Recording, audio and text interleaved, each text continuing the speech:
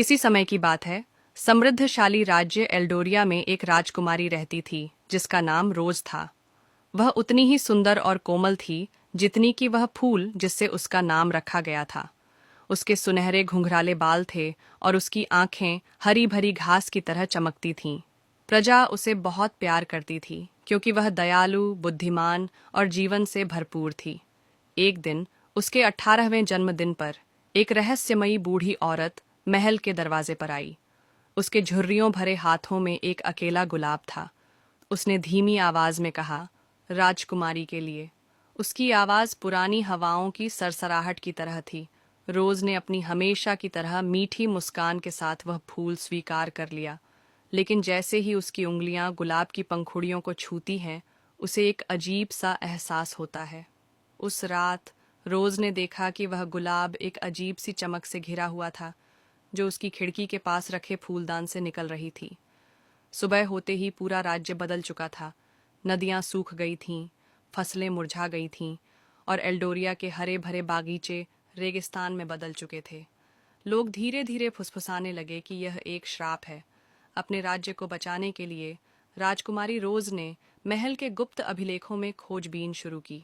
वहीं उसे एक भूला बिसरा किंवदंती मिली, द विथरिंग ब्लूम का श्राप।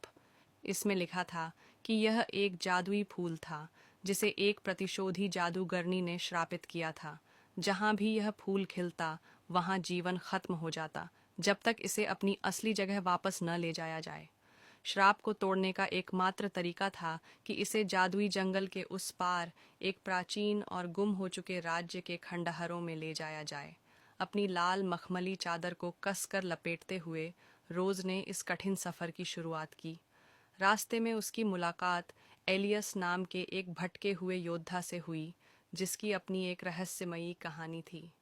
वह रोज की हिम्मत और निडरता देखकर प्रभावित हुआ और उसके साथ चलने का वादा किया।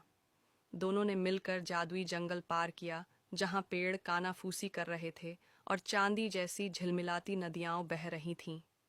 आखिरकार वे उस खोए हुए राज्य के खंडहरों में पहुंचे जहां एक विशाल पत्थर का मेहराब टूटे फूटे हाल में खड़ा था। जैसे ही रोज आगे बढ़ी, गुलाब एक डरावनी रोशनी में चमकने लगा। उसने अपने कांपते हाथों से उसे एक पुराने वेदी पर रख दिया जो रहस्यमय प्रतीकों से ढकी हुई थी।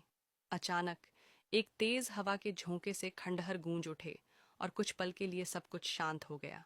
फिर जमीन कांपी और उस वेदी से सोने की बेलें निकलने लगीं जो पूरे खंडहर में फैलने लगीं।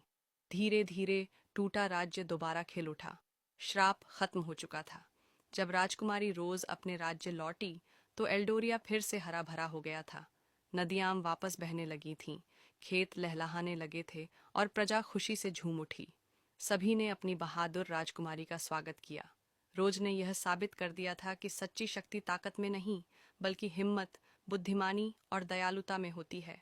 इस तरह राजकुमारी रोज सिर्फ एल्डोरिया की शासक ही नहीं, बल्कि उसकी सबसे महान किंवदंती बन गई।